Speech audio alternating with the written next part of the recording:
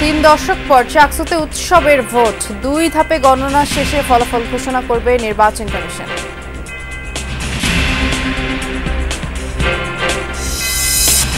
বিষাক্ত কেমিক্যালের কারণে মিরপুরে আগুনে পোড়া কারখানা এখনো ঝুঁকিপূর্ণ। ব্যবসায়ীরা দায়িত্বশীল আচরণ করছেন না বললেন উপদেষ্টা। ডিএনএ টেস্টের অপেক্ষায় স্বজনরা। প্রচন্ড দোয়া ভিতরে আছে, যে কেমিক্যালটা আছে অপারেশন করতে সময় লাগবে আমাদের। অতি সত্তর জরুরিভাবে দরকার এগুলোকে চিহ্নিত করে এগুলোকে উৎখাত করা, যাতে জনবহুল এলাকা থেকে এগুলো বের হয়ে যায়। সাধারণ মানুষ পিআর গণভোট বোঝে না, আবারও বললেন মির্জা ফখরুল। ক্ষমতায় গেলে 1 কোটি বেকারকে চাকরি দেবে বিএনপি।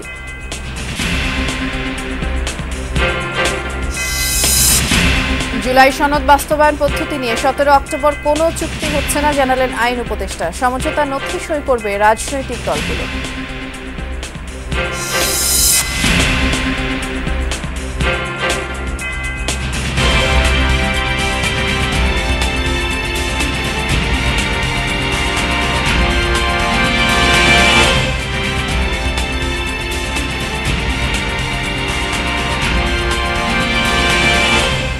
শুভেচ্ছা, যমুনা নিউজে আমন্ত্রণ জানাচ্ছি সবাইকে। নুসরাত বৃষ্টির সাথে আছি। শিরোনামগুলো শুনছিলেন। দর্শক, উৎসব মুখর পরিবেশে শেষ হলো চট্টগ্রাম বিশ্ববিদ্যালয় ছাত্র সংসদ ও হল সংসদ চাকসু নির্বাচন। সকাল 9:30 থেকে বিকেল 4টা পর্যন্ত টানা ভোট গ্রহণ চলে এবং আমরা আরও খবর জানতে চট্টগ্রাম বিশ্ববিদ্যালয়ে যাচ্ছি। আমাদের স্টুডিও আছে, সেখানে অপেক্ষা করছেন সহকর্মী আখলাকুস সাফা।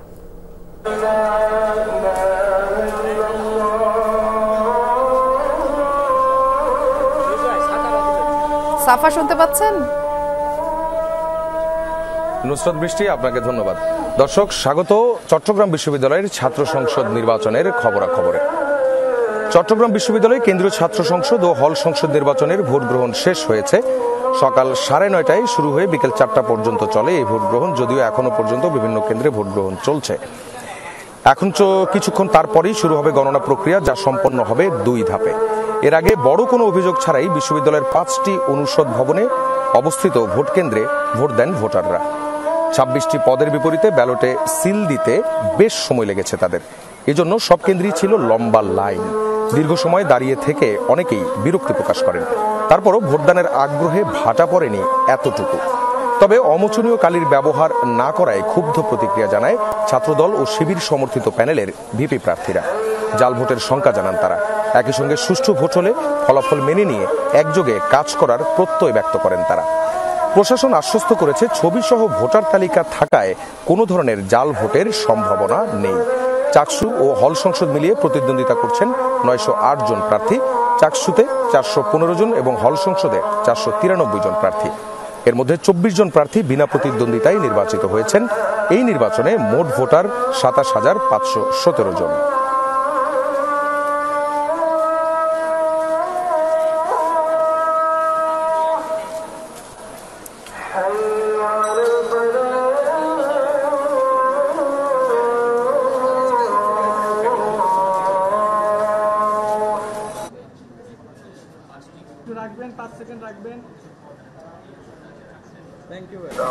দর্শক, আমরা আমাদের সহকর্মীদের কাছে যাব।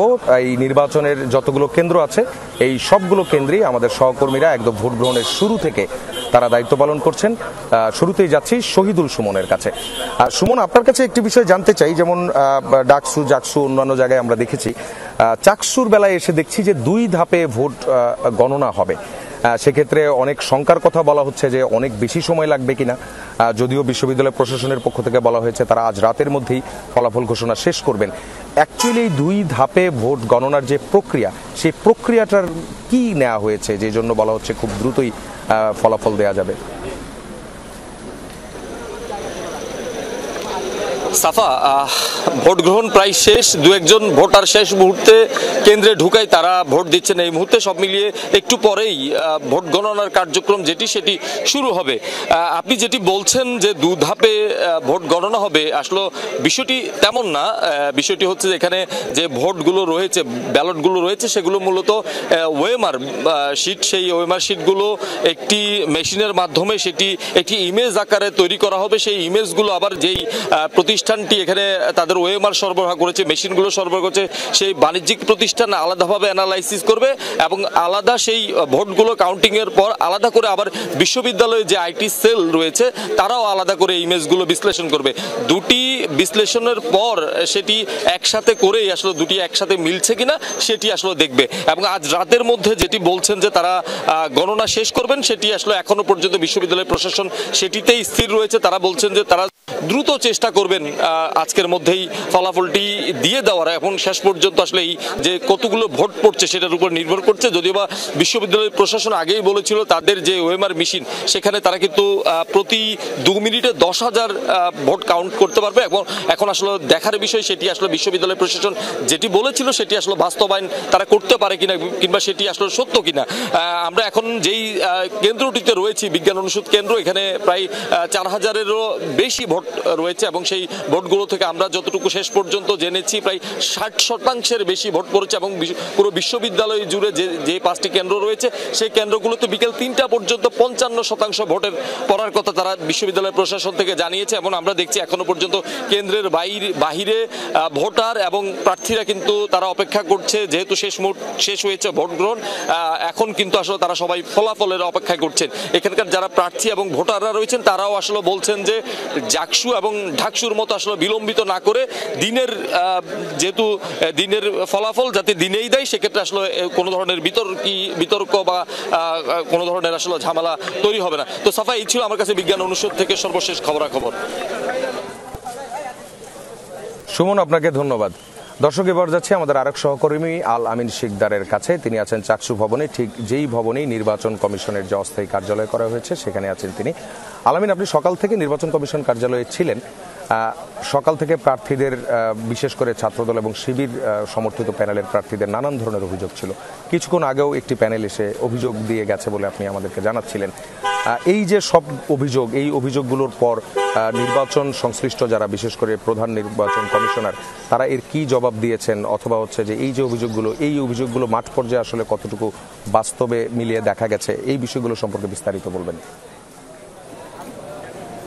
সাফা, যে অভিযোগগুলো ছিল সেগুলোর একটা বড় অংশই ছিল অমোচনীয় কালি দিয়ে ভোট গ্রহণ করা। এবং এই বিষয়ে নির্বাচন কমিশনের কাছে যখন আসা হয়, যখন অভিযোগ নিয়ে আসছিলেন প্রার্থীরা, তখন নির্বাচন কমিশনার যে বিষয়টি বলছিলেন, অধ্যাপক মনিরুদ্দিন, তিনি যে বিষয়টি বলছিলেন যে এটা আসলে যেভাবে তারা কালিটি সংগ্রহ করেছেন সেই জায়গায় কখনো তারা ওই অমোচনীয় কালি সংগ্রহ করতে পারেননি এবং নির্বাচন কমিশনের কার্যালয়ের সাথে কথা বলেও তারা এই ধরনের কালি সংগ্রহ করতে পারেনি, যার কারণে যে কালিটি এটি শুধুমাত্র তারা বলছেন প্রতীকী হিসেবে ব্যবহার করছেন, একটি ভোটের আমেজ যেন, উৎসব যেন সেটা বোঝা যায় সেজন্য সেই কালিগুলো ব্যবহার করা হয়েছে।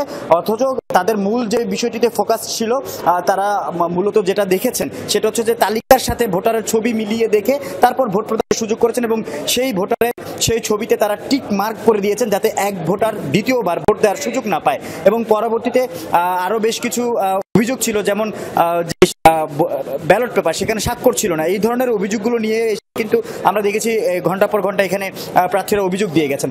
তবে একটি স্বস্তির বিষয় হচ্ছে যে এছাড়া কোনো ধরনের বড় ধরনের কোনো অনাকাঙ্ক্ষিত ঘটনা ছাড়াই কিন্তু আমরা দেখেছি যে এই নির্বাচন সেটি সুষ্ঠুভাবে এখন সম্পন্ন হয়েছে আমরা দেখতে পাচ্ছি। এবং আমাদের এখন ফ্রেমে যাদেরকে দেখতে পাচ্ছেন তারা বিশেষ চাহিদা সম্পন্ন ভোটার এবং শিক্ষার্থী। তাদের আমরা দেখেছিলাম সকাল 11টা থেকে শুরু হয়েছে, যদিও 9টা থেকে শুরু হওয়ার কথা। তাদের ব্যালট এই জায়গায় এসে পৌঁছাতে আরও 2 ঘন্টা সময় বেশি লাগে, যার কারণে তাদের ভোট গ্রহণ, এখনও যদি কেউ এসে থাকে তাদের ভোট গ্রহণ নেওয়া হচ্ছে এবং ভেতরে এখন পর্যন্ত টাইম শেষ হয়ে গেল। ভেতরে যে 2 জন প্রবেশ করেছেন তাদের ব্যালট দিয়ে ভোট গ্রহণের প্রক্রিয়া চলছে। এবং আমরা একজনের সাথে কথা বলি। আজকে আপনি ভোট প্রদান করলেন, কেমন লাগছে এবং কি প্রত্যাশা করছেন? যাদেরকে ভোট দিয়েছেন তারা যদি জয়যুক্ত হয়, কি প্রত্যাশা করছেন? যারা জয়যুক্ত হবে তাদের কাছ থেকে তো অবশ্যই ভালো কিছু প্রত্যাশা করি, আর চেষ্টা করেছি যতটুকু পেরেছি মানে যেন জয়যুক্ত হতে পারে। যোগ্য প্রার্থী যাদেরকে মনে হয়েছে তাদেরকে। আপনাদের জন্য বিশেষ কিছু করবে এমন কিছু চাওয়া আছে?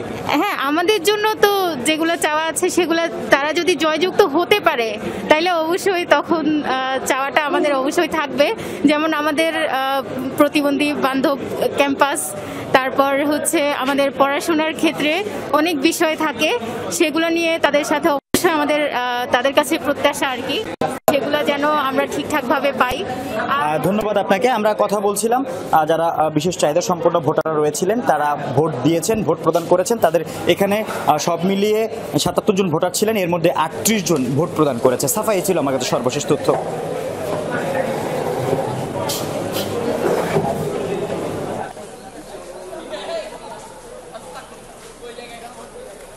আলামিন, আপনাকে ধন্যবাদ। দর্শক, এখন আমরা যাচ্ছি আমাদের আরেক সহকর্মী রিয়াজ রায়হানের কাছে। রিয়াজ, আপনি তো আছেন ইঞ্জিনিয়ারিং অনুষদে এবং একই সঙ্গে আপনি সকাল থেকে ব্যবসা প্রশাসন অনুষদের যে ভোট গ্রহণ সেগুলো আপনি ফলো করেছেন। একটি অভিযোগ, এলইডি স্ক্রিন যেখানে দেখানো হয় সেই এলইডি স্ক্রিন বারবার বন্ধ হয়ে যাওয়ার একটি অভিযোগ, বিশেষ করে ব্যবসা প্রশাসন যে অনুষদ সেখান থেকে কিছুক্ষণ আগেও একটি অভিযোগ এসেছে। এই অভিযোগগুলো কেন আসছে এবং এগুলোর সমাধান কিভাবে করা হচ্ছে?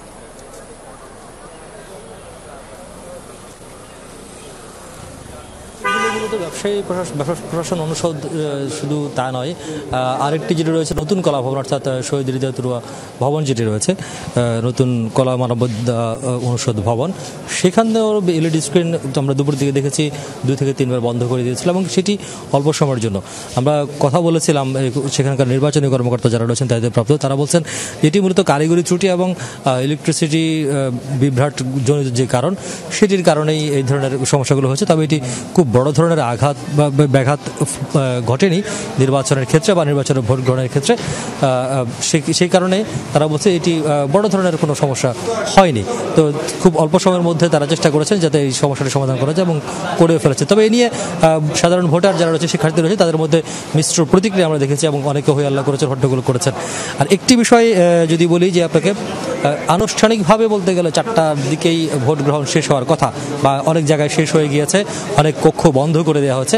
আমি এখন যে কক্ষটিতে আছি সেই কক্ষে এখনো দীর্ঘ লাইন রয়েছে। আমরা যদি বলি যে একেবারেই যারা ভোট দিয়েছেন তারা তাদের পছন্দের প্রার্থীকে, অনেকে বুথের ভেতরে অনেক শিক্ষার্থী আছে তারা ভোট দিচ্ছেন এবং ভোট দিয়ে আমরা এসেছেন অনেকে যারা তারা ব্যালট পেপার সংগ্রহ করেছেন, তারা ভোট দিতে যাবেন, তারা লাইনে দাঁড়িয়েছেন, অথবা তার পরপরই তারা যাবেন। তো এই যে একটা উৎসবমুখর পরিবেশ এবং নির্বাচনের যারা দায়িত্বে রয়েছেন তারা বলছেন যতক্ষণ পর্যন্ত লাইন থাকবে, অর্থাৎ শিক্ষার্থীরা লাইনে দাঁড়াবেন কেন্দ্র বলতে কক্ষের সামনে, ততক্ষণ পর্যন্ত ভোট নেওয়া যাবে। কোনো শিক্ষার্থীকে ভোট দান থেকে বিরত রাখার কোনো সুযোগ নেই এবং কোনো শিক্ষার্থী যদি আসেন নির্দিষ্ট সময় পার হওয়ার পরেও যদি লাইন থাকে তাহলে তার ভোট তিনি দিতে পারবেন।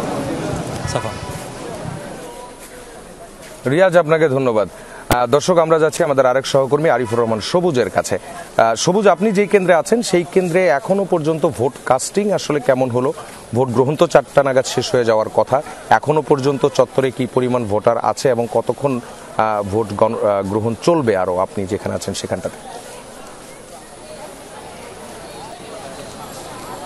সাফা, আনুষ্ঠানিকভাবে মূলত 4টার দিকেই ভোট গ্রহণের যে কাজটি সেই কাজটি শেষ হয়েছে। তবে কয়েকজন ভোটারকে আমরা দেখেছি দৌড়াদৌড়ি করে শেষ মুহূর্তে যাচ্ছেন। তারা শেষ মুহূর্তে যেহেতু এসে পৌঁছেছেন, যারা শেষ মুহূর্তে এরকম লাইনে ছিল এসছে তাদের ভোটগুলো নেওয়া হবে এবং সেই কাজটিও চলছে।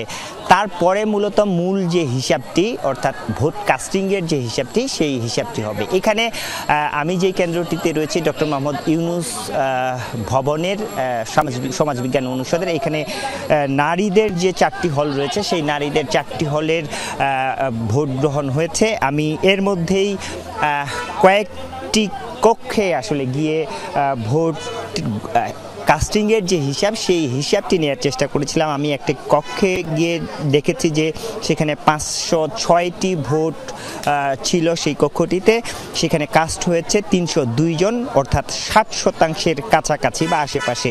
আরেকটি কক্ষে গিয়ে দেখেছি 480 জন সেখানে ভোট ছিল, সেখানে কাস্ট হয়েছে 237 জন, প্রায় 47 বা 48%।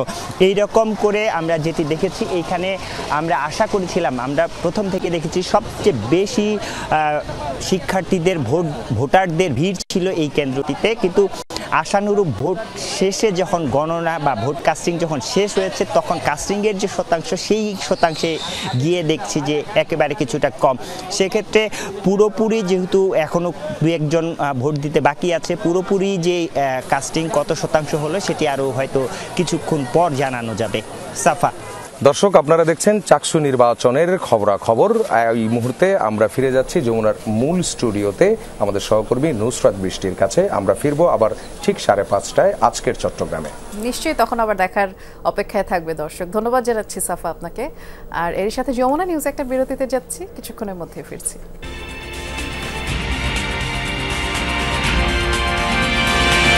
শুক্রবার জুলাই সনদের বাস্তবায়ন পদ্ধতি নিয়ে রাজনৈতিক দলগুলোর মধ্যে কোনো চুক্তি হচ্ছে না। দীর্ঘদিনের আলোচনায় দলগুলো যেসব বিষয়ে একমত হয়েছে সে সংক্রান্ত নথিতেই তারা সই করবেন, এমনটা জানিয়েছেন আইন উপদেষ্টা আসিফ নজরুল। সচিবালয় এক ব্রিফিংয়ে তিনি বলেছেন, বিচার বিভাগের জন্য আলাদা সচিবালয় করার আইনের খসড়া কয়েক সপ্তাহের মধ্যেই উপদেষ্টা পরিষদে পাঠানো হবে। আর এই সরকারের আমলেই এটি আইনে পরিণত হবে বলেও আশা তার।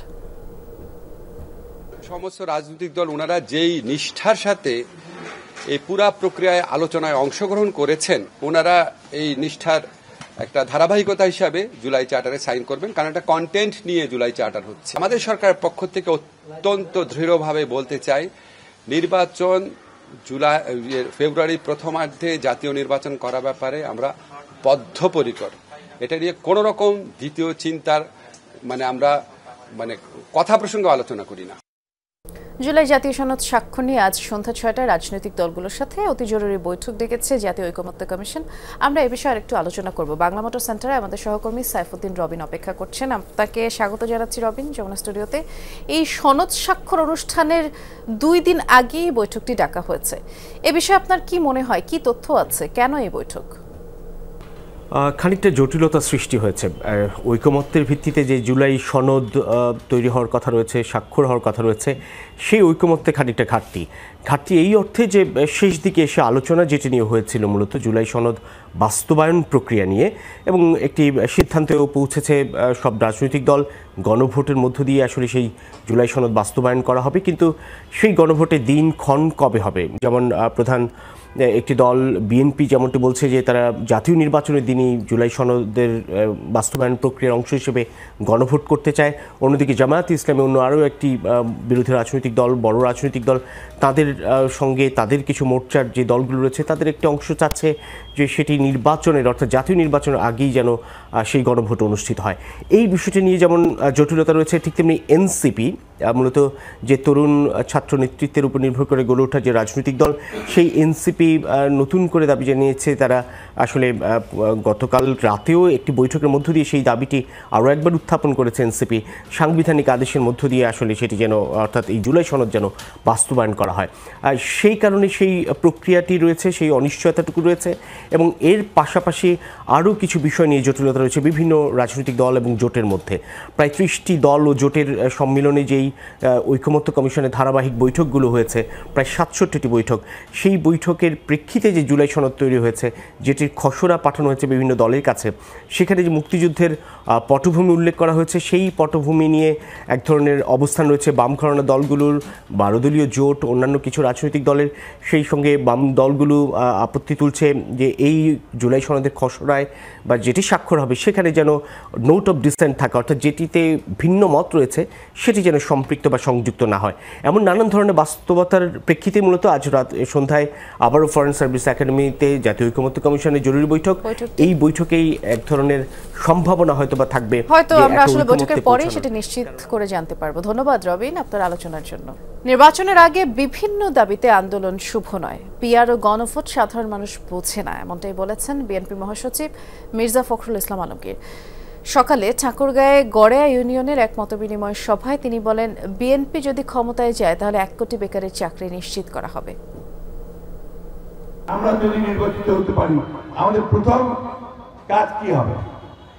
এই যে এত বেকার আমাদের ছেলেরা পাস করে, চাকরি পায় না, এই চাকরির নিশ্চয়তা করার জন্য আমরা 1 কোটি চাকরির ব্যবস্থা করব, কর্মসংস্থানের ব্যবস্থা করব। আমরা আবারও বিরতিতে যাচ্ছি, যমুনা নিউজে এক্ষুনি ফিরছি।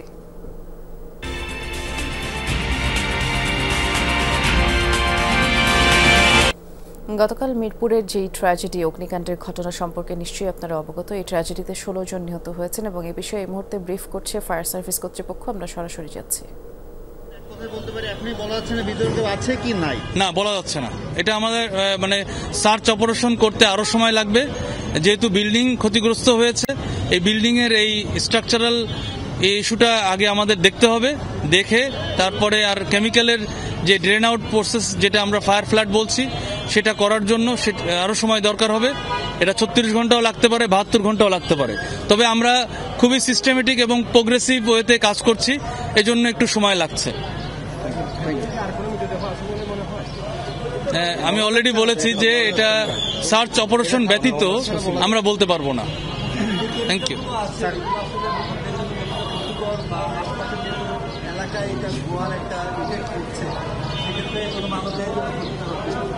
এই কেমিক্যালটা অবশ্যই ক্ষতিকর এবং এখান থেকে যে তেজস্ক্রিয়তা ছড়াচ্ছে এটা আমরা এই যে এখানে আমরা দাঁড়িয়ে কথা বলছি হয়তো 300 গজ দূরে, যদিও আমরা বলছি 300 গজ এটার রেডিয়েশন এই থাকতে পারে, কিন্তু বেসিক্যালি এই যে তেজস্ক্রিয়তা এটা কিন্তু 400-500 গজ পর্যন্ত থাকবে এবং এই এলাকায় এখন সম্পূর্ণ আমরা যে এরিয়াতে রয়েছি এটা সম্পূর্ণ হ্যাজার্ডাস একটা এরিয়া।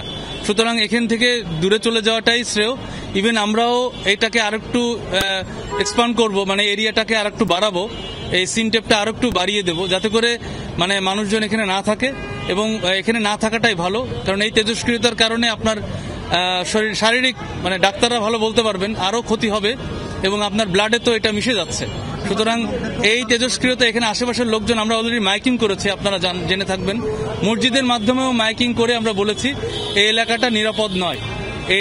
এই যে 6-7টা কেমিক্যালের যে ধোঁয়া, এই ধোঁয়া কিন্তু শরীরের জন্য অত্যাধিক ক্ষতিকর। এই জন্য আপনারা এই এলাকায় থাকবেন না, এটা আমরা বারবার বলছি। আরেকটা বিষয় যে এই যে যেখানে দুর্ঘটনাটা ঘটেছে এরকম আশেপাশে সবখানে এরকম গোডাউন আছে, রাসায়নিক মজুদ আছে, তো এরকম দুর্ঘটনাটা আরো ঘটতে পারে সেখান থেকে। এ বিষয়ে আপনাদের কোনো পরামর্শ বা আপনারা কোনো পদক্ষেপ নেবেন কিনা? আমরা পদক্ষেপ অলরেডি নিয়েছি, মানে আমরা নিচ্ছি, এটা চলমান একটা প্রসেস। আমরা আসলে আমাদের যে ইন্সপেক্টররা রয়েছেন তারা তালিকা করছেন, তারা কোনটা বৈধ কোনটা অবৈধ তালিকা করছেন, এবং আমরা চেষ্টা করছি অন্যান্য সংস্থাকেও একই সাথে আমরা একই ফুটিংয়ে নিয়ে আসার জন্য। অন্যান্য সংস্থাও কাজ করছেন, আমরা একসাথে কাজ করছি। তবে এটা আসলে সামাজিকভাবে আমাদের ডিজি মহোদয় অলরেডি বলেছেন, আপনারা জানেন যে এটা একটা সামাজিক একটা মানে একটা ব্যাধি, এই ব্যাধি থেকে আমাদের মুক্ত হতে হবে। আমরা সবাই যদি চাই আসলে এটা মুক্ত হবে, আদারওয়াইজ সংস্থার উপরে দোষ দিয়ে লাভ নেই, এটা আমাদের সামাজিকভাবে এটা প্রতিরোধ করতে হবে।